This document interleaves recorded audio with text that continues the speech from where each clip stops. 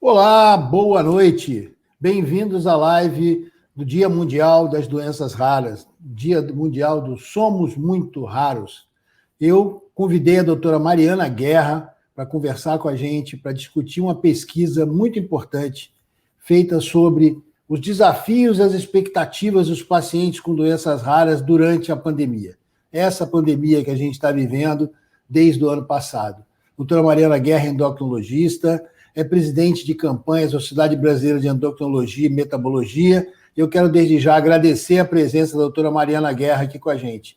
Bem-vinda, Mariana. Obrigada. Eu que agradeço o convite de estar aqui conversando com você sobre esse assunto tão importante. A gente tem que marcar esses dias, né, Mariana? Esses dias assim, importantes, dias mundial de doenças raras, porque a vida desses pacientes já é complicada por si só.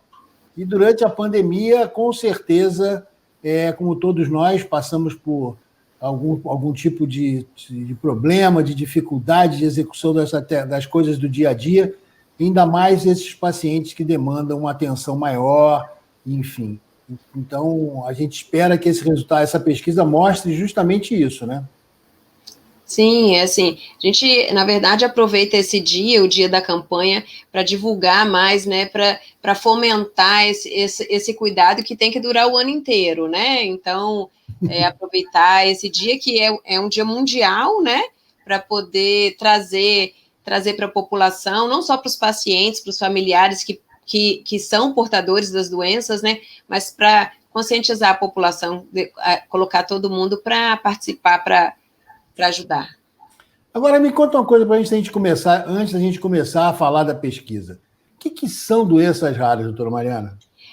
As doenças raras, assim, segundo a Organização Mundial de Saúde, são as doenças que acometem 1,3 pessoas em cada 2.000. São 65 pacientes, 65 pessoas em cada 100 mil indivíduos. E daí, acredita-se que existam em torno de 6.000 a 8.000 doenças raras descritas na literatura. E pertencem a todas as especialidades. Eu sou endocrinologista, eu estou aqui como presidente de campanhas da SBEM, mas, assim, não são doenças somente endocrinológicas, são doenças da pneumologia, da gastroenterologia, da neurologia, assim, de todas as especialidades realmente. A gente tem uma ideia de qual universo de pacientes a gente está falando? Provavelmente, de cara, já acredito que a gente tem uma subnotificação aí por trás disso, né? Com certeza. O número de pacientes no mundo, assim, em torno de mais ou menos 13 milhões no Brasil. No Brasil, em torno de 13 milhões de pessoas, né? Se a gente for colocar esse dado aí para o mundo, realmente, agora eu não tenho o número exato para te dar, mas 13 milhões aqui no Brasil e a gente precisa buscar, né? As doenças que são raras acabam sendo subnotificadas realmente porque nós aprendemos na faculdade a pensar sempre do simples para o complexo, né, do comum para o raro, e daí esse diagnóstico acaba demorando muito, porque pensando no comum, pensando no simples, né, eliminando as alternativas, acaba demorando para se chegar a esse diagnóstico. Essa trajetória deve ser complicada, né, porque cada vez que a gente está acostumado como médico a fazer subir essa escadinha que você falou, né, dos diagnósticos possíveis, mas só que cada vez mais que a gente vai subindo, vai excluindo coisas mais simples, a gente demanda mais exames, mais testes, e a gente sabe da dificuldade de se conseguir do acesso a esse tipo de diagnóstico, né? Certamente é uma coisa que nós vamos falar, né, a questão dos centros de referência, assim, ajudariam muito, né, porque um médico isolado, um médico sozinho, falando de uma doença que às vezes nós temos, por exemplo, doença de Cushing, 5 a 8 casos em 1 milhão de pessoas, né, então muitas vezes é difícil para o médico fazer esse desenvolvimento em doenças mais específicas e que demandam, muitas vezes, exames caros, exames raros, né, exames de difícil acesso. Essa escada realmente é uma escadinha meio íngreme.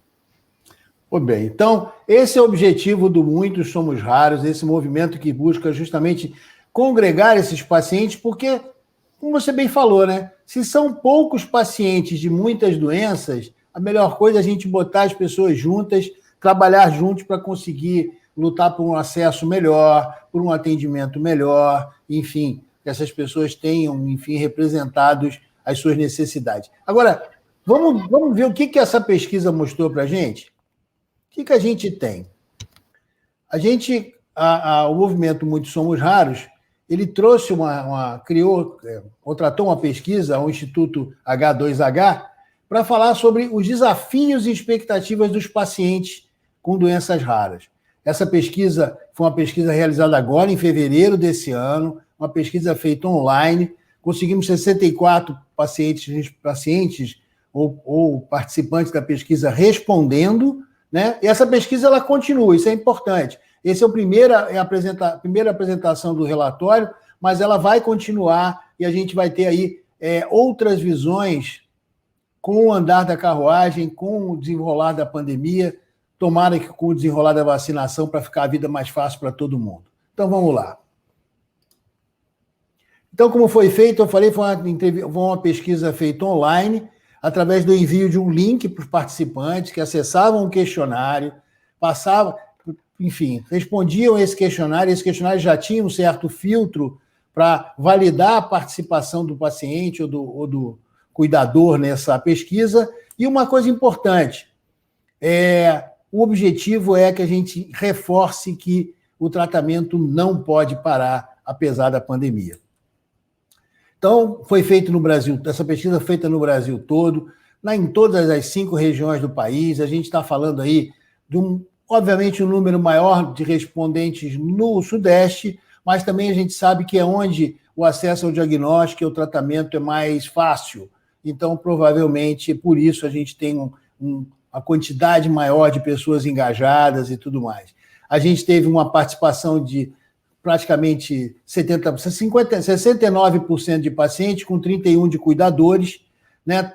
A gente aqui já observa uma coisa importante, Mariana, o grau de parentesco dos cuidadores sempre foi um grau familiar. Ou seja, nesses pacientes, isso acaba trazendo sempre um trabalho para a família, né? Desculpa, desliguei o microfone. Sim. Pior ainda na pandemia, né? Onde nós limitamos o acesso das pessoas à nossa casa, né? Onde nós tivemos esse cuidado com contato com pessoas que não eram da mesma família, que foi uma coisa que que foi muito divulgado, né? Não interagir com pessoas de outras casas, de outras famílias. Então, esse cuidado que já era feito pelos familiares, até pelo custo também, né? Assim, Luiz, a manutenção de um cuidador profissional é alta, né? Então, a família aí cuidando, economizando e abraçando a causa, né, do seu familiar. E muitos estavam em casa mesmo, né? Até por questões de trabalho, ficou mais evidente isso. Só por uma questão de demografia, conhecer essa população, 72% de mulheres, 28% de homens. O grupo das doenças, a classificação, 56% dos pacientes tinham doenças genéticas, 20% não genéticas, doenças respiratórias e outras doenças aí classificadas.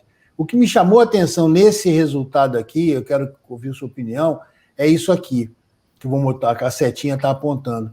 Ou seja, 80% dos pacientes que responderam à pesquisa já tinham o diagnóstico pelo menos há 4 anos.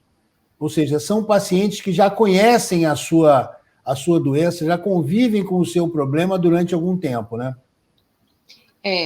São pacientes que já tinham o caminho, né? Assim, eu acredito que nesse processo de pandemia muitos diagnósticos foram perdidos, né? Mas esses pacientes que já tinham o caminho, já tinham seu tratamento estabelecido, né? Seus cuidados, né? Fono, fisioterapia, exames, medicações muitas vezes liberadas pelos serviços de alto custo, ou às vezes o diagnóstico encaminhado para um tratamento cirúrgico, né? Esses pacientes, eles se isolaram e essa logística toda acabou ficando prejudicada, né? Então a gente está criando uma demanda reprimida para depois da pandemia que vai ter que ser resolvida de algum jeito. Exatamente. E mesmo com o retorno dos atendimentos, né, os atendimentos eles estão sendo feitos espaçados, né? Então, quando voltar, vai ser uma agenda diferente, né? Eu tenho muitos pacientes para atender e horários reduzidos. Então, eu acho que vai demorar um tempo para isso equalizar de novo. Vamos ver o que apareceu. Não vamos listar aqui todas as patologias, as doenças envolvidas, mas são inúmeras, como você bem falou, né? Ou seja, temos bastante coisa aqui debaixo desse mesmo guarda-chuva, né? Bom, isso também foi interessante. Esses pacientes que responderam, uma primeira pergunta foi onde se tratavam? E a gente teve uma surpresa, né? 34% tratando no SUS, 33% no SUS e 34% no Sistema Suplementar de Saúde. Isso é um dado interessante, porque realmente mostra que, além de tudo, as doenças raras elas se espalham pela população, não tem uma definição social para essas doenças. E, mais uma vez, um dado interessante que aparece aqui, eu quero ouvir sua opinião. Mesmo assim, a gente tem aqui 17, 28, 35% das pessoas que responderam mostrando que elas têm gasto do seu próprio bolso no tratamento. Seja desde 17, que são obrigados a bancar o tratamento todo, até 5% que trata no serviço particular, mas também retira medicação no SUS. Ou seja, ainda falta acesso para muita gente. E nesses pacientes, né, Luiz, que tratam com seu próprio dinheiro, né, por quanto tempo eles vão conseguir se manter, né, por quanto tempo eles vão levar isso pode levar, essa situação pode levar a um abandono de tratamento, um tratamento que, para essas doenças, na maior parte das vezes, é para a vida toda.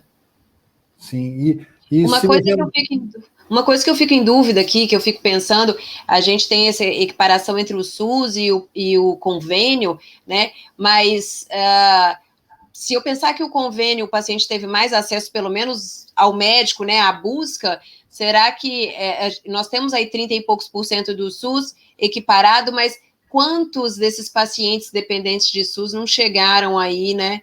Ao atendimento, né? Sim. Fazer o atendimento, utilizar o sistema não quer dizer que consegue sempre. A gente vai ver. A gente fez essa pergunta depois, né? Uma coisa, só para um reparo interessante, a nota de satisfação, a queda foi também bastante semelhante. E não foi tão grande quanto até eu podia imaginar. Caiu de 7,5 para 6,20 no privado, 7,45 para 6,26. Ou seja, uma queda na satisfação, mas, enfim, até esperaria uma queda maior, vamos dizer assim. Todos os serviços pararam, né? SUS, particular. Mas e a verdade é que tudo parou, né? Então a gente vê que o impacto foi generalizado. A gente perguntou também o que eles sabiam com relação ao coronavírus e à pandemia. Então, 80% dos entrevistados disseram que conheciam o tempo de incubação, a transmissão do vírus, ou seja, e o resultado. Isso foi perguntado tipo provinha, né? Questão de prova. E eles passaram com louvor, ou seja, o resultado estava dentro da definição da OMS, ou seja, são pacientes e cuidadores que se preocupam em conhecer problemas de saúde, até porque tem um problema de saúde, enfim, mais complexo, então eles se cuidam muito, porque precisam se cuidar, né? E, interessante, 64% não fez nenhum teste para detecção do coronavírus, e 5 pacientes tiveram diagnóstico confirmado, mas a gente não teve nenhum caso grave registrado aqui na amostra também. Aqui vem o que a pandemia trouxe de preocupação para os nossos pacientes. O que eles tiveram? Com um grande número, nós estamos falando, quase todo mundo teve, ou ficou preocupado, ou ficou ansioso, ou teve medo, ficou assustado, muitos de nós ainda estão assustados, tristes, todos nós estamos, né? Isso é difícil não estar. Agora, isso reflete muito, uma coisa interessante, quais foram os sintomas, além do pulmão, quer dizer, com o pulmão e outros, que preocupavam as pessoas. Então, a gente vê aqui dificuldade de respirar, alteração da sensação de cansaço, dor muscular e confusão mental.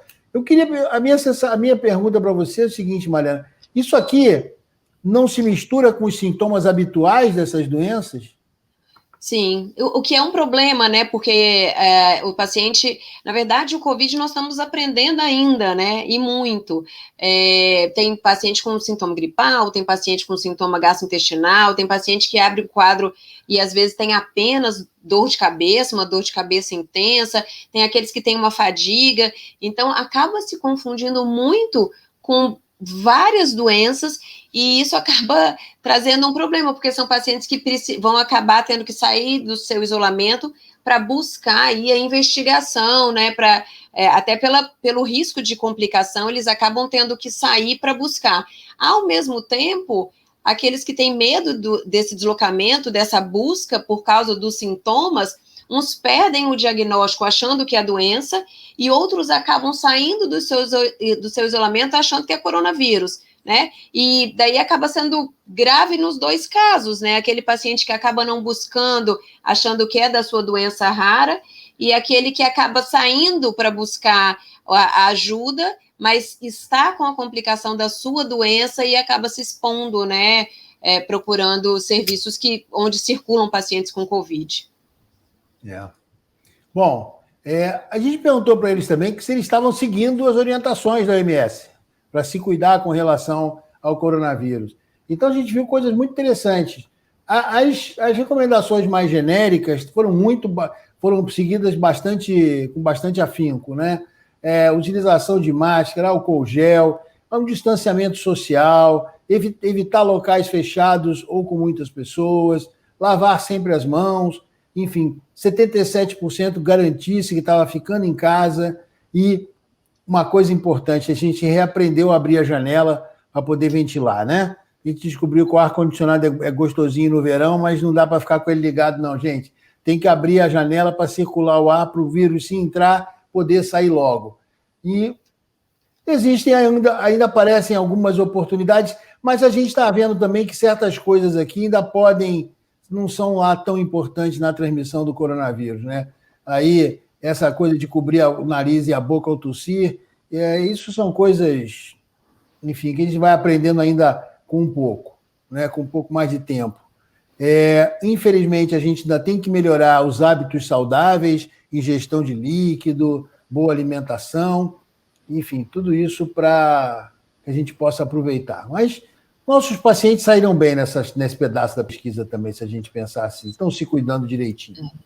E eu acho, inclusive, Luiz, que alguns desses hábitos, para aqueles que aprenderam agora, muitos vieram para ficar, né? Assim, uma coisa que nós já sabemos, assim, que os japoneses, eles usam máscara para gripes normais, né? Para gripes dessas gripes sazonais que nós temos, e isso é uma coisa que a gente precisa aprender, né? Que a questão da higiene das mãos, de não colocar a mão no olho, não colocar a mão na boca, né? Eu acho que alguns hábitos realmente vieram para ficar e vão ajudar a diminuir outras doenças, né? Outros quadros respiratórios, que também complicariam os pacientes, porque também se morre de gripe normal, infelizmente, né?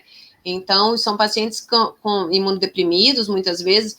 Então, eu acho que alguns hábitos aí ajudaram não só o Covid, mas eu acho que é uma mudança aí na qualidade de vida mesmo, né? Nos cuidados para a vida. Eu acredito que a gente observou isso no hemisfério norte com relação à temporada de gripe, que praticamente não aconteceu esse ano. As pessoas estavam isoladas, mais distantes e usando máscara, ou seja, o vírus da gripe circulou, só que circulou muito pouco, porque Sim. As pessoas estão aprendendo que elas usam máscara para proteger o outro, né? Não é para se proteger. Esse é que é o importante. E aqui, quais são os aspectos sociais que foram mais afetados, né? O aspecto social, obviamente, falta de oportunidade de socialização, o impacto é muito grande. 58% teve um impacto altíssimo com relação à sua vida social. O sofrimento psicológico envolvendo aqui, se a gente pensar em notas 9 e 10, nós estamos falando em mais de 50%, quase 60%. E o aspecto financeiro também teve um impacto bastante grande, também acima de 50% nas pessoas. Isso, enfim, acho que vale para todo mundo e também para esses pacientes. A gente não tem muito o que fugir desse tipo de sofrimento durante a pandemia. E o que as pessoas fazem para evitar esse impacto psicológico, né? Evitar, 63% diz que evitava ficar vendo notícia o dia todo, manter contato com pessoas que gostam. Isso é interessante, a incorporação da comunicação tecnológica, que era mais uma coisa assim, mais, vamos pensar, mais relativa aos jovens, né? Ficou espalhado pela sociedade como um todo mundo aprendendo, quem não sabia, aprendendo a utilizar chamadas de voz, de vídeo, né? Principalmente os mais velhos aprenderam muito isso na pandemia. Uma coisa interessante, 47% buscou a própria espiritualidade. Isso é uma coisa que eu acho que a gente talvez tenha aqui nessa possibilidade, na espiritualidade, buscar orientação em sites confiáveis, terapia online, a gente tem aqui um espaço, uma oportunidade para aumentar, talvez, eu queria ouvir o que você acha disso, Mariana, aumentar a adesão dos pacientes aos outros tratamentos que não sejam especificamente de Covid, né? Porque eles vão se preocupar mais por isso, né? E o acesso a tratamentos que você não precisa da presença, né, do outro, né? Então, é claro que uma fisioterapia fica difícil, né? Mas uma terapia cognitiva, uma terapia comportamental, às vezes o paciente não tem condição de ficar sempre se deslocando, alguns são acamados. Acho que muitos, isso aí foi um conhecimento adquirido, uma descoberta que vem para ajudar. E essa coisa de desenvolver a tecnologia, né? Eu acho que para aqueles pacientes que realmente têm uma limitação de deslocamento, acabaram descobrindo aí nesse mundo, né? Nessa evolução de virtual, acabaram descobrindo lives, missas, terapias, cursos. Acho que também existe um aprendizado aí, um bom aprendizado. Vamos lá, agora, essa coisa da tecnologia, aí vem a história da telemedicina. Foi bastante... curiosamente, estava sendo discutida no Brasil logo no início, logo antes da pandemia, né? E a pandemia trouxe a necessidade, empurrou isso para frente, e a gente teve que lidar de vez com a telemedicina. Então, mas ainda parece que ainda não é o que a gente gostaria de ser. Por quê? 52% das pessoas que responderam à pesquisa já utilizaram o serviço de telemedicina, mas 47% não consideraram aquilo como uma consulta. Isso é interessante, porque o que estaria por trás disso, né? O que faz essas pessoas não entenderem esse encontro à distância por telemedicina como uma consulta? Né? Aí conversa, né? Parece um papo só, né? Então, não tem contato físico para exame. Teve muita gente que disse que apenas um quarto das pessoas praticamente disse que não gosta. Ainda tem gente que não confia no sistema. 10% não acha seguro. E tem outros aí colocaram. E 33% avaliaram de forma insatisfatória, principalmente por falta de confiança. Eu acho que aqui entra muito essa questão das plataformas, porque a gente vai ver agora aqui uma coisa interessante nesse próximo slide, que era o seguinte: como é que foi feito esse contato? Aqui, isso é muito interessante, porque olha os canais que eles se usaram para relacionar com o médico. 70% usou o WhatsApp. O WhatsApp não é telemedicina, né? O WhatsApp é conversa. Telemedicina demanda uma plataforma organizada, com segurança, enfim. Então, isso aqui eu acho que ajuda as pessoas a levarem aquela sensação, porque realmente não foi uma consulta. Você disser que fez por WhatsApp, você não fez uma consulta. Você deu um palpite, você fez uma orientação. Na melhor das hipóteses, você indicou o caminho para o seu paciente. Não sei o que você acha. Lembrando que são pacientes que já tinham esse contato, né? Aquilo que você falou lá na frente, eles já conheciam o serviço, eles já conheciam o médico, né? Então, eles estavam tendo teoricamente, contato com o serviço que eles já conheciam presencial, não era para eles todo desconhecido, né? Agora, imagina para aquele paciente que começou a ter contato sem conhecer nada, né? Sem nunca ter tido nenhum acesso, sem nunca ter se apresentado presencialmente para aquele médico, né? Para aquela enfermeira, para aquela fono. Isso é mais complicado ainda, né? Essas pessoas estavam falando com o serviço que elas conheciam. Até porque essa definição de telemedicina já pressupõe, no ponto de vista médico, pelo menos, ela é desenhada para o seu paciente, né? O paciente você já conhece. Primeira consulta de primeira vez por telemedicina pode ser só uma coisa, uma liberalidade aí, porque na prática não era para acontecer, né? Pelo menos aquele... A gente conhecer o paciente, né? É fundamental ter examinado, ter estado, estabelecer a relação de confiança, né? E aí vamos ver o que vai acontecer agora depois da vacina. Os pacientes declararam que primeiro vão ter receio perguntamos se eles teriam receio de retomar os seus hábitos, né? Ou seja, 78% vão manter os cuidados. Ou seja, manter distanciamento, evitar aglomeração, que, aliás, é o que vai precisar todo mundo fazer, né? Não são só eles, né? Agora, 50% vai conseguir fazer alguma atividade que não está fazendo, isso é importante, e 41% ficou motivado para fazer novas atividades e até resolveram repensar o futuro depois da pandemia.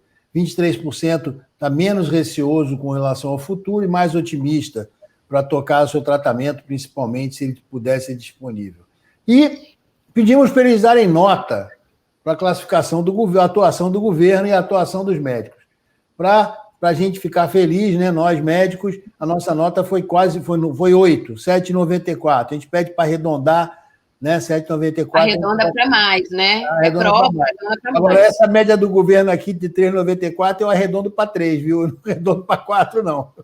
Infelizmente, não dá para dar nota, ajudar o governo nessa nota, não, porque ele não ajudou a população, literalmente falando, né? Nesse slide aí, Luiz, até sobre manter os hábitos, né, sobre continuar com os mesmos cuidados, é importante até porque a vacina não protege 100%, nenhuma delas, né? Então, assim, diminui internação, diminui mortalidade, claro, diminui o risco de se contaminar, mas não é 100%. Então, principalmente, né, pensando aí num paciente com fibrose cística, por exemplo, nesses pacientes que têm doenças pulmonares, esses precisam, todos nós, né, mesmo os teóricos saudáveis, né, não portadores das doenças, mas eu acho que aquilo que eu falei antes, muitos hábitos, eles precisam vir para ficar, né, porque vão proteger não só do Covid, mas de outras doenças, e lembrando que a vacina, ela é muito importante, mas ela não protege 100%, então não dá para relaxar assim, né, vacinei e estou pronto, né, não pode ser. Então, bom, desculpe aqui, isso aqui. Serviços. A preocupação que a gente tem, Mariana, é com relação, a gente já sempre tem com relação a pacientes de doenças raras, né? Que é o acesso aos serviços, né? Os serviços, principalmente com a equipe multidisciplinar. A equipe multidisciplinar, a questão diminuiu esse acesso? Diminuiu bastante, né? Caiu de 64% para 36%, quase a metade, perdeu-se quase a metade desse acesso, uma coisa muito importante. E, obviamente, utilizou-se muito mais o serviço de delivery, seja de medicamentos ou o serviço de outras coisas. O serviço de delivery de medicamentos a gente aí engloba desde o serviço de delivery oficial, né, acredito eu, e até mesmo os serviços de delivery privados que as pessoas utilizam. E houve uma parada, 38% disse que teve problemas com parada do serviço, possivelmente essa parte também oficial do governo deve ter tido muita dificuldade. Mas a gente vê aqui que nós temos aqui alguma coisa perto de mais de 50% conseguiu manter esse delivery de medicamento ou até mesmo aumentar, né? o contato com a equipe multidisciplinar é que caiu. Né? Olha, aqui nós temos 70% praticamente perdeu ou teve queda, o comprometimento da qualidade do seu contato com a equipe multidisciplinar. Isso é muito pesado, porque esses pacientes demandam muito a equipe multidisciplinar, porque o tratamento deles é um tratamento multidisciplinar por excelência. Eu mostrei isso aqui antes por conta da questão do canal de comunicação com o médico, né? Reforçando aquela nossa ideia. O principal canal de contato com o médico antes da pandemia, 95% ainda era o presencial, e mesmo na pandemia, se a gente vê aqui nesse pós-pandemia, assim, que não existe ainda, né? Mas nessa segunda fase, agora mais para 2021, as pessoas acabaram precisando ir no médico. Né? Essa que é a realidade. Não é que acabou a pandemia, não deu para ficar em casa, não deu para se manter sem ir ao médico. Né? Isso é um problema. Sim. E o nível de satisfação durante a pandemia caiu bastante. Mas, logicamente, o mais complicado é agendamento, realização de consultas. Você até comentou, as agendas ficaram fechadas, menos vagas disponíveis nas agendas de atendimento, até para manter os cuidados, né, previstos pelo governo e pelas organizações internacionais, a gente acaba limitando o acesso dos pacientes. Então, essa queda foi muito, muito acentuada. Como a gente está falando, motivo de insatisfação, dificuldade de comunicação para agendamento, quase da metade, falta de a realização de exames, com 40% de queixa, a equipe multidisciplinar também sofreu, o paciente teve insatisfação, porque não conseguiu provavelmente isso, e nas equipes de home care, ou na equipe de enfermagem especificamente, o grande problema foi a dificuldade de comunicação com os pacientes. Isso aí isso é uma coisa que a gente tem que melhorar como um todo, né, Mariana? A gente ainda não tem a estrutura ideal para fazer esse atendimento à distância. Não tinha um plano B, né? Tudo fechou e daí os pacientes ficaram perdidos. Amanhã eu tinha uma consulta, amanhã está tudo fechado e esse amanhã virou uma semana, um mês, 2 meses, 3 meses, e tem gente que não conseguiu voltar até hoje, né?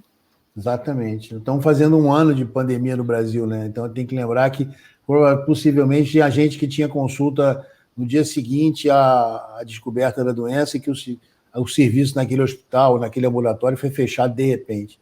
Isso vai bater 1 ano agora, no início de abril, com certeza, para muita gente. Né? Então, a gente sabe que teve uma queda no nível de satisfação de todos os serviços, não tem jeito. A gente falou desse negócio. Tratamento. Agora, aqui é que a coisa ficou complicada. 31% dos entrevistados, Mariana, disseram que só conseguiram uma consulta durante 1 ano. O que é isso para um paciente de doenças raras? Muito pouco, né? Assim, são pacientes que demandam um cuidado e nós estamos falando de uma consulta e aí não está dizendo que é uma consulta com toda a equipe multidisciplinar, né? Conseguiu uma consulta com o médico, mas será que ele teve acesso ao restante da equipe que ele precisava? Uma consulta é o que faz uma pessoa que não é portadora de nenhuma doença. Uma vez ao ano vai ao médico, fazer uns exames e, na maioria das vezes, confirmar que está tudo bem. Né? Um paciente dessa característica, né, dessa classe, ele precisa de mais atenção. É um paciente que muitas vezes volta todo mês ou a cada 3 meses. Eu acho que menos do que de 3 em 3 meses, até por conta do programa de entrega de medicação, né, no serviço de alto custo, é um paciente que não fica mais do que esse tempo longe do seu médico, né, longe da sua equipe.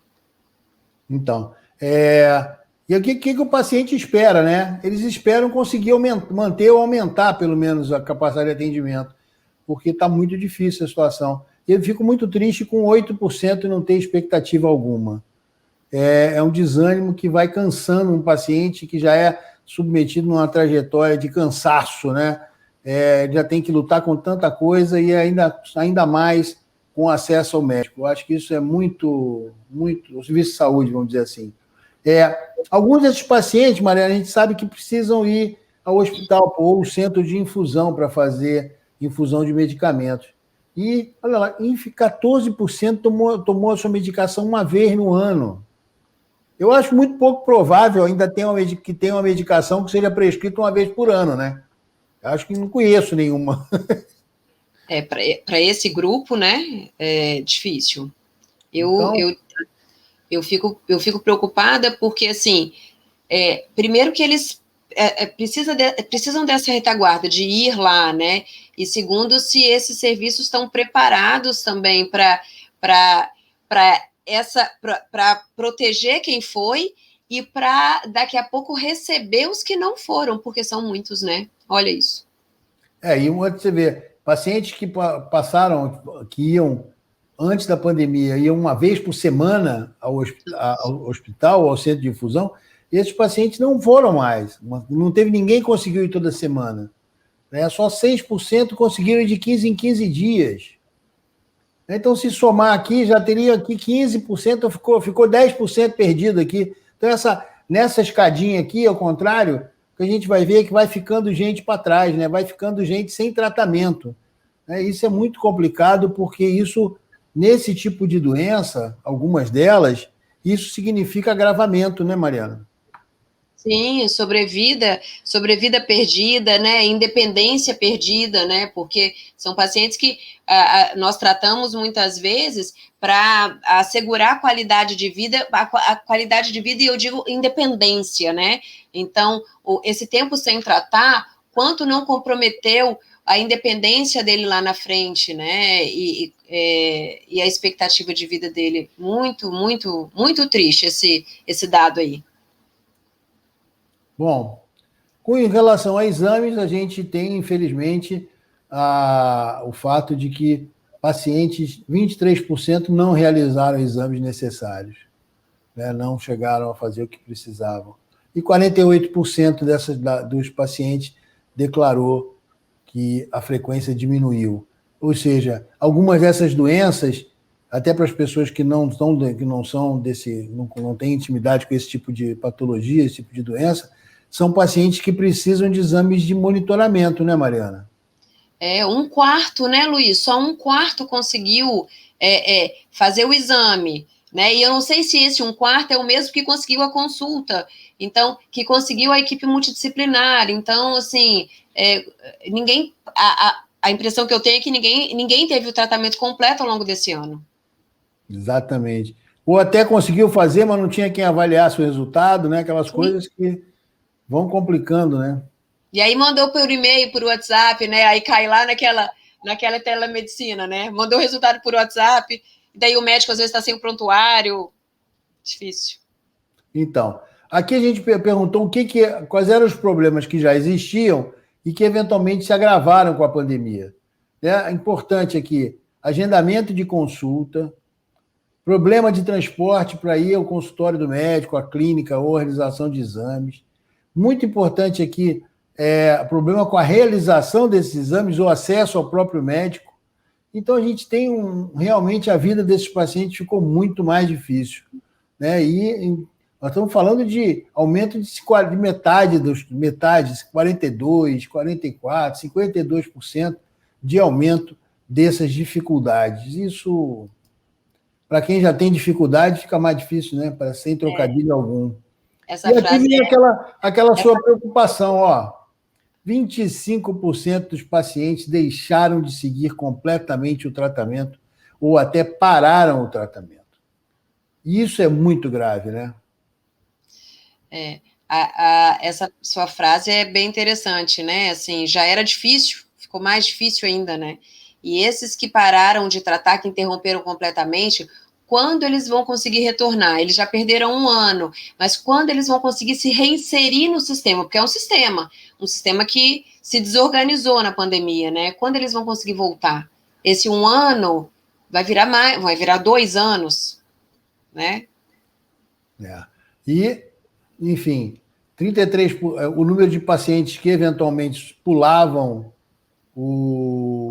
algumas recomendações, ele aumentou, dobrou durante a pandemia, e a gente teve 16% de pacientes interrompendo realmente o tratamento. Ou seja, isso aqui vai ter consequências não só específicas para esse paciente, mas também para o próprio sistema de saúde. Porque quando ele volta com mais gravidade. Né? Sim, para a família, né? Que acolhe, que cuida, né? Dificulta também. Aqui perguntamos como é que ficou a relação com o médico. Se manteve satisfatório, mas mais distante. Isso aqui essa é a consequência direta da pandemia, com dificuldade de exames, de tratamento, enfim, frequência de consulta e tudo mais.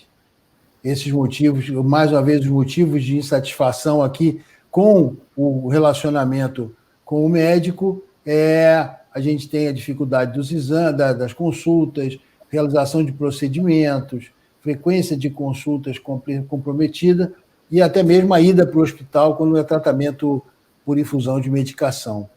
Uma coisa importante é a gente falar para as pessoas também que não são da área, que não lidam com doenças raras com frequência, eu mesmo, parente de paciente, é o seguinte, o que acontece com um paciente desses, né, Mariana, quando eles param de tratar? O que pode acontecer, né?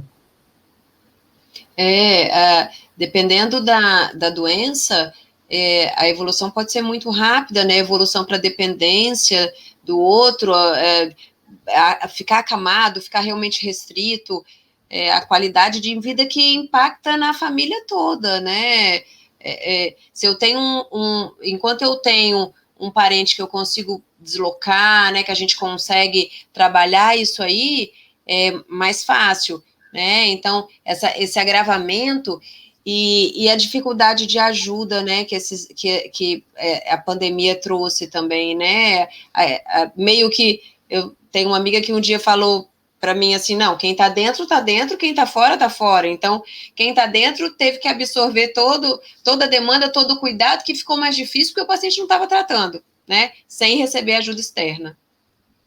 Isso é muito, muito grave. E a gente está falando de pessoas que perdem capacidade respiratória, perdem capacidade de movimento, perdem, como você falou bem, perdem independência, qualidade de vida.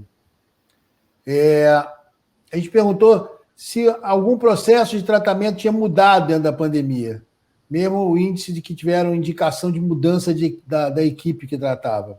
Então, 36% o tratamento medicamentoso sofreu algum tipo de modificação, em 36% também a equipe médica, 33% a clínica ou o hospital onde eram atendidos, 28% na equipe multidisciplinar, e 20% teve alteração da posologia, ou seja, a quantidade de medicamento que recebeu, principalmente com relação à frequência desses medicamentos de infusão repetida, periódica. Então, isso mostra que o impacto é inevitável. Tudo piorou, né? Tudo piorou. Tudo piorou. E aí, aquele grupo que a gente perguntou quantas pessoas pensaram em parar ou suspender o tratamento, né, ou declararam isso, o principal motivo foi medo de exposição ao vírus, né? Sair de casa para quê, né? Como é que eu consigo sair de casa se eu já sou uma pessoa que tem uma doença? Muitas vezes o próprio tratamento já leva à imunodeficiência, né? E depois as complicações do dia a dia, dificuldade de contato com o médico, dificuldade de locomoção. Então, a principal razão em pensar em desistir é medo de se contaminar, né? E o resto é a dificuldade do sistema em atender essas pessoas. Mas isso é muito importante, porque o medo da contaminação ainda é extremamente grande. Tinha que ser... Superou o medo do agravamento da doença, né? Exatamente. Porque eles sabem que se não forem ao médico, a doença vai agravar em algum momento. Então, paciente com cuidados em relação ao tratamento, né? Os mais difíceis de adotar, manter o tratamento sem alteração, ou seja, foi campeão, muito difícil de fazer isso. Garantir que os medicamentos essenciais estivessem disponíveis, ou fazer um isolamento se tiver algum sintoma respiratório. Essas foram os cuidados mais frequentes e mais difíceis de adotar, porque a gente sabe que essas pessoas moram em habitações multifamiliares, ou mesmo com famílias maiores, dependendo dessas pessoas da família, então o isolamento é muito difícil de ser feito. E o que os pacientes de doenças raras esperam para depois da pandemia? Né? O que pode ser interessante, o que pode ser bom, novidades que aconteceram. Por exemplo, a autorização de receitas por mais tempo, né? A validade da receita foi aumentada até por uma medida legal no início da pandemia. A entrada da telemedicina, a gente já viu que tem dificuldade, eu acho que depois a gente pode conversar especificamente sobre isso, que eu acho que tem um espaço de oportunidade de melhoria enorme, né? O serviço de delivery de medicamentos foi uma coisa nova que pode ser mantida e os pacientes entendem que isso seria uma boa novidade, né, para complementar o seu tratamento, facilitar o agendamento de consultas, pegar resultados, enfim, essas coisas. Mas é importante, acho que é isso aqui, né, que as pessoas existe um espaço de melhoria, existe uma oportunidade para isso. Eu até queria ouvir sua opinião sobre isso. Eu não tenho experiência com esse paciente específico, esse tipo de paciente. Mas me parece que, por exemplo, a telemedicina pode ter uma chance, uma oportunidade aí, se a gente conseguir que a parte, vamos dizer assim, a parte não consulta da medicina desses pacientes seja feita perto de casa, né? O que você acha? Se a gente conseguisse fazer telemedicina e a fisioterapia ser na UBS perto da casa dele. Com certeza, né? Assim, é claro que para muitas doenças nós precisamos de centros de referência, mas existem pessoas que podem ser treinadas, né? Porque para diminuir o deslocamento até o centro de referência vai facilitar a vida do paciente, né? Principalmente numa situação dessa, assim, surpreendente, assim, completamente fora do padrão, mas também vai desafogar a ponto do centro de referência poder receber novos pacientes, né? Eu acho que é mais ou menos como a hemodiálise, né? A hemodiálise, o paciente é sempre referenciado para o mais próximo de casa possível, né? Eu acho que a gente tem que ter retaguarda perto daquilo que pode ser. Algumas coisas não se consegue treinar, né, para um terceiro, né, para um outro colega que não esteja lá dentro do centro. Mas eu acho que muita coisa pode se fazer nesse sentido. Isso é bom. Temos uma janela de oportunidade, basta que a gente consiga aproveitar, né? Sim. O que as pessoas pensam com relação ao futuro? 34%, infelizmente, 34% acreditam que a saúde no Brasil vai piorar. Isso é uma coisa que me deixa muito triste, embora eles acreditem que vai haver uma melhoria no contato com os médicos. Porque é poder fazer o contato, talvez, né? Acho que essa é a sensação. As pessoas esperam poder ver seus médicos de novo, poder ter contato com as suas equipes, e eu acho que isso é o que pode ser, mas é muito triste ouvir que 34% acreditam que a saúde vai piorar. Isso é... Até porque eles sabem que, assim, chegar lá não foi fácil, né, Luiz? Assim, foi uma caminhada longa, né, de diagnóstico, de inserir tratamento, de encontrar um lugar onde ele estivesse bem acolhido, bem tratado, né? Nós não estamos falando de doenças simples, nós estamos falando de doenças raras. E daí, eu acho que eles lembram um pouco, né, desse começo. Nossa, tive tanta dificuldade para chegar lá e perdi todo o contato. Recomeçar, né? Eu acho que isso é desanimador também, assim, para o paciente. E para as famílias que têm que dar suporte para esses pacientes também, né, Marlena? Sim. Isso traz um peso sempre muito grande. Então, vamos brigar para que a gente consiga que isso não aconteça. Se Deus quiser. A vida pessoal dos pacientes, 36% acreditam que ela é vista como incerta no futuro, provavelmente por conta de tudo isso, né, que eles sofreram durante a pandemia, né? Mas usando a frase clássica, né? Vai passar, a gente vai resgatar, as coisas vão melhorar, né? Eu acho que tem que ter essa injeção de ânimo aí no paciente, esse estímulo, né? Eu acho que trazer o paciente, acolher os sistemas que voltaram, as pessoas que estão aí de novo na frente para atender os pacientes, eu acho que tranquilizar. Eu acho que tem que acreditar. Eu acho que eu penso que até diferentemente dos pacientes, dos serviços, vamos pensar do lado do atendimento de saúde, né? Diferentemente dos serviços que atendem novos pacientes de doenças eventuais, esses serviços eles são serviços geralmente muito comprometidos, né? São serviços em que as pessoas trabalham com muita dedicação sempre.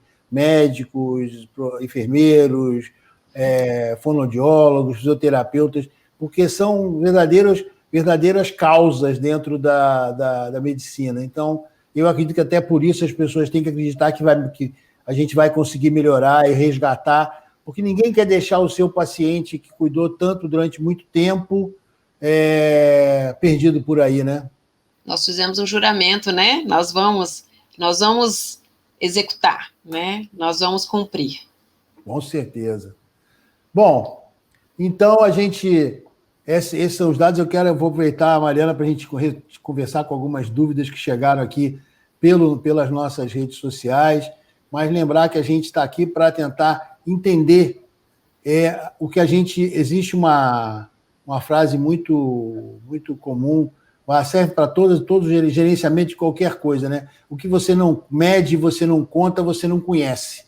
Então, se a gente não fizer essas pesquisas, a gente não consegue. A gente tem a sensação de que, obviamente, a pandemia impactou a vida de todo mundo e impactou a vida dos pacientes com doenças raras, mas se a gente não fizer uma pesquisa dessa, a gente não sabe quanto que foi e o tamanho do esforço que a gente tem que programar para depois. Eu quero aproveitar que você está aqui, Mariana, para passar algumas perguntas que chegaram aqui. Uma coisa que chamou a atenção de muita gente é quando você falou que existem possivelmente 8.000 doenças raras, né? Quais são as mais comuns, né? Pelo menos, para as pessoas que não estão acostumadas a isso terem uma ideia? Então, tem doenças raras, né, de todas as especialidades, né? Eu acho que muitas vezes as mais conhecidas são aquelas que ou ganham mídia, né? Então, a ELA, né, esclerose lateral amiotrófica, a atrofia muscular espinhal, né, que é aquela AME, acabam ganhando muita mídia, assim, por acometer pessoas famosas ou por terem um tratamento, né? A AME, por exemplo, é a doença que tem o remédio mais caro do mundo, né? Mas no teste do pezinho, o hipotireoidismo congênito, até trazendo um pouquinho para a minha área, né? 1 para cada 4.000 nascidos vivos, ele é um raro, mas é um raro que acontece com uma frequência considerável que pode receber o diagnóstico ali, no teste do pezinho. Tem a doença de Cushing, a acromegalia, fibrose cística também, muito conhecida, doença falciforme, né? Eu acho que todo mundo conhece alguém com uma anemia falciforme.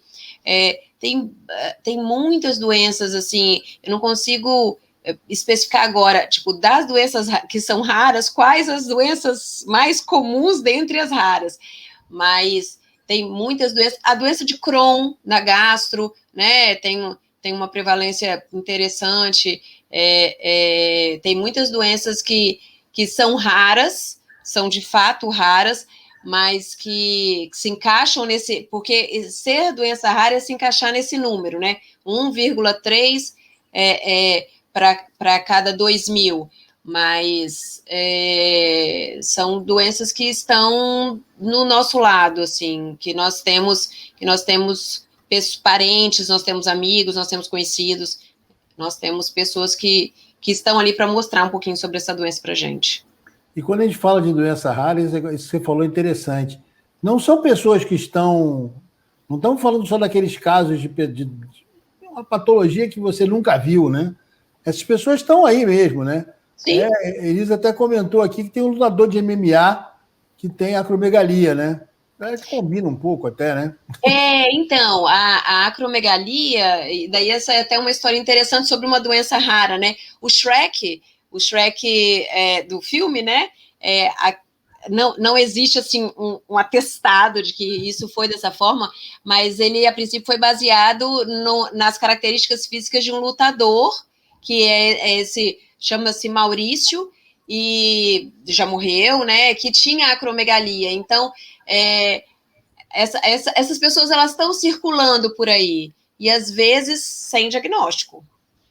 Isso é interessante porque Antigamente, por exemplo, o desenho animado do Popeye, né, é um desenho que remete a doenças típicas daquela época, né? Você tem a Olivia Palito, né? A Olivia Palito é uma paciente com problema, com disfunção de alimento ou desabsorção, e a gente, às vezes, não pensa que é para mostrar que eles estão por aí, né? A gente aqui não está vendo, né? Pois é. Outra pergunta que veio aqui interessante foi... Muita gente ficou curiosa com o negócio, quem são essas doenças. E aí perguntaram também aqui qual o tipo de medicamento, quer dizer, é tão variado quanto as doenças, né, Mariana? Sim, bom, são 6 mil a 8 mil doenças descritas, então essas doenças são muitas, né? E o tratamento, tem doença que tem tratamento cirúrgico, né? A doença de Cushing, por exemplo, que é um tumor na hipófise que produz corticoide, né? O tratamento é cirúrgico. Tem doença que o tratamento é uma medicação acessível, né? Daí, por exemplo, a insuficiência adrenal, a gente trata com corticoide. Corticoide é coisa facilmente, né, uma coisa muito acessível. Tem doença que tem esse tratamento, né, o remédio mais caro do mundo, né, a AME, né, atrofia muscular espinhal, e tem doença que o tratamento é só regime higieno-dietético associado à fisioterapia, né, só o tratamento de suporte. Então, os tratamentos são tão variados quanto os diagnósticos. E a gente já tá caminhando até para tratamento genético da doença genética, né? Já estamos conseguindo modificar o genoma de pacientes com patologias raras, né? Então, acho que a gente tem aí também temos que mostrar que essas coisas... a Darleia comentando aqui que numa cidade do interior do Rio, Itaocara, o geneticista não atende mais, não está mais lá, né? Provavelmente por causa da pandemia, né? Isso é complicado, porque você não faz diagnóstico, né? Não deixa regiões. E que eu tenho uma ideia, eu tenho a sensação de que Itaocara é uma região, é uma cidade do Rio de Janeiro, que, na verdade, é um polo, né? Não é uma cidade só, né? Então, é um problema, porque você mostra aí que essa dificuldade é maior do que isso, né?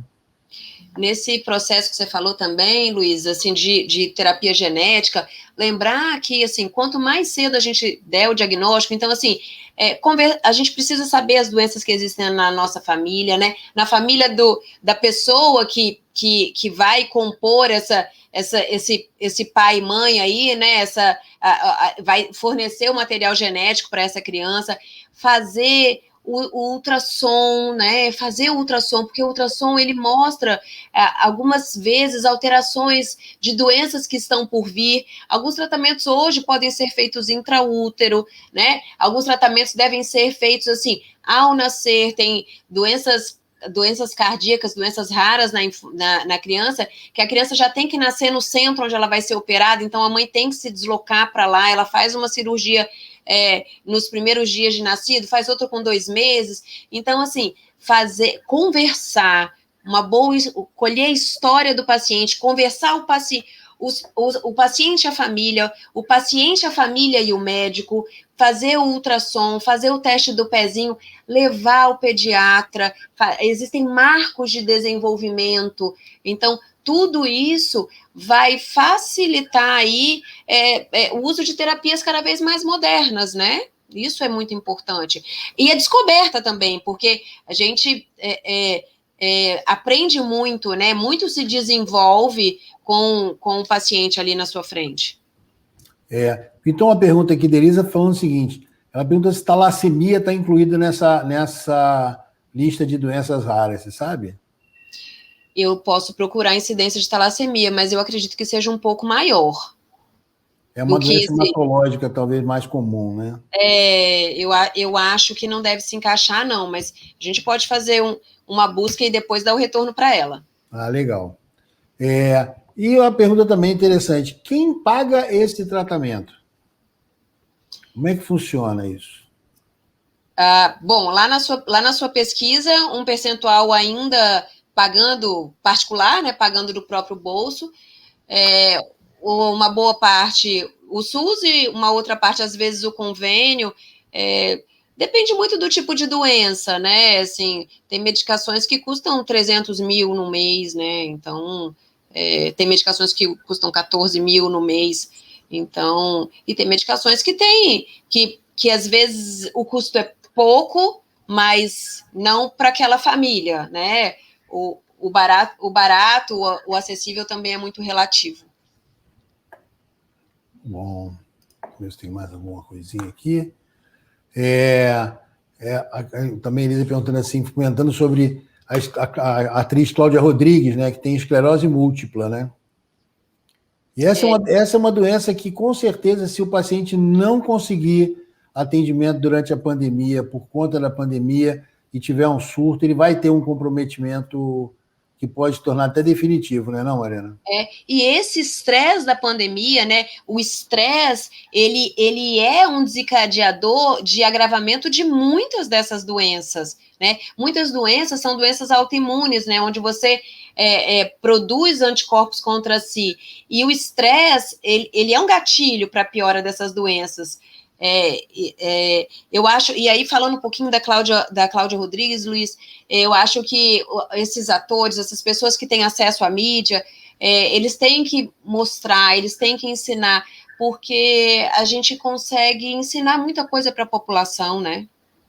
Até mostrar que existe tratamento, né? Sim, e mostrar que existe tratamento. Tem muita gente que tem uma doença dessas, até nem sabe qual é a doença, sabe que é uma doença complicada, e se acomoda porque nunca foi oferecido a ela a chance de ter o acesso. Isso é... A Cláudia Rodrigues, por exemplo, eu lembro que há um tempo eu li, assim, eu sou endócrino, né, é uma doença neurológica, eu li que ela estava fazendo uma terapia imunomoduladora, então, assim, são coisas novas, são coisas modernas, e falar assim, nossa, que bom, né, que bom que está avançando, que bom que existe, vou procurar, né, assim, eu tenho esclerose múltipla, vou procurar isso, onde que é? Né? Então, essa divulgação, educação, né? Essa educação, essa divulgação de informação é fundamental. Eu acho que a gente cuida muito, muito melhor daquilo que a gente conhece. E aqui outra, essa eu não sabia, outra atriz que teve diagnóstico de esclerose múltipla foi Ana Beatriz Nogueira, que até voltou agora. Está de novo na telinha aí na novela que vai começar, se eu não me engano, até. Eu vi outro dia um anúncio. Mas, enfim, é para dizer que está por aí, né? Essa doença, ela está por aí. Ela pode ser rara, ela pode ter algumas características que chamam atenção, mas ela está por aí. E a esperança, né, assim, um dos maiores cientistas do mundo, né, o Stephen Hawking, ele tem né, ele tem esclerose lateral amiotrófica e com cérebro pensante, com toda deficiência, com toda dificuldade física, ele descobriu, ele trouxe informação, ele melhorou, contribuiu para melhorar o mundo. Se a gente não pode melhorar o mundo, a gente tem que tentar melhorar pelo menos a nossa casa, a nossa família, a nossa vida, mas a gente tem que lutar para vencer as adversidades, né, tem que ser positivo, tem que sempre buscar melhorar. É isso aí. A novela aqui, a informação, a novela para quem quiser ver, a vida da gente vai recomeçar aqui na Rede Globo, pelo que eu sei. Bom, já estamos aqui, conversamos bastante aqui, acho que a gente conseguiu marcar o Dia Mundial das Doenças Raras, essa iniciativa do movimento Muitos Somos Raros. Eu queria pedir para você, Mariana, uma mensagem final para passar para as pessoas aqui, não só as que estão assistindo, que tem relação com esse movimento, mas também para todo mundo, né? Eu acredito muito na educação, né? A Sociedade de Endócrino acredita muito na educação e por isso a gente divulga, né? No dia 28 é o dia de doenças raras, mas todo dia é dia de lutar por elas, de buscar, né? De cuidar da própria saúde, de perceber, né? De se perceber, de perceber aquilo que nós conseguimos fazer, aquilo que nós não conseguimos fazer e procurar, né? Procurar assistência médica, procurar o quanto antes. E lutar pelos seus direitos, né? Lutar para ter acesso ao que precisa, a médico, a exame, a tratamento, porque vocês têm direito aí de lutar para ter uma vida boa, uma vida saudável e não podem desanimar. Então, essa é a ideia do Muitos Somos Raros. Quem te quiser conhecer, tem um portal que fala sobre isso. Nós temos também... A doutora Mariana está representando aqui a Sociedade Brasileira de Endocrinologia e Metabologia, a SBEM, que também tem lá no seu portal né? Informações para vocês, informações para quem precisa. Muitas vezes a gente consegue ajudar alguém, ajudar uma família, levar uma informação, porque às vezes a gente não está lidando no dia a dia com esse tipo de problema, mas o fato de que, de repente, a gente consegue ter uma informação e passar para alguém que não sabe ainda, né? Sim. Educação. Exatamente. Então, eu quero agradecer muito a quem acompanhou a gente até aqui, agradecer muito a doutora Mariana Guerra, agradecer à Sociedade Brasileira de Endocrinologia, ao movimento Muitos Somos Raros, e também a H2H, que fez a pesquisa para a gente. E a gente vai se encontrar, com certeza, de novo numa próxima live, porque, como a Mariana falou, informação é o que vale. É assim que a gente melhora. Espero vocês todos numa próxima oportunidade. Obrigado, Mariana, de novo. Obrigada a vocês. Tchau, foi um prazer. Tchau, gente.